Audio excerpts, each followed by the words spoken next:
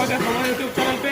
मैं विजय कुमार श्री साइमा इंडस्ट्रीज। दोस्तों आज जो मशीन होने वाली है हॉरिजॉन्टल बेल प्रेस होने वाली है। ये जो पीछे मशीन देख रहे हैं अपने पास अवेलेबल है। इसमें आपको डबल सिलेंडर टॉप रिजेक्शन है।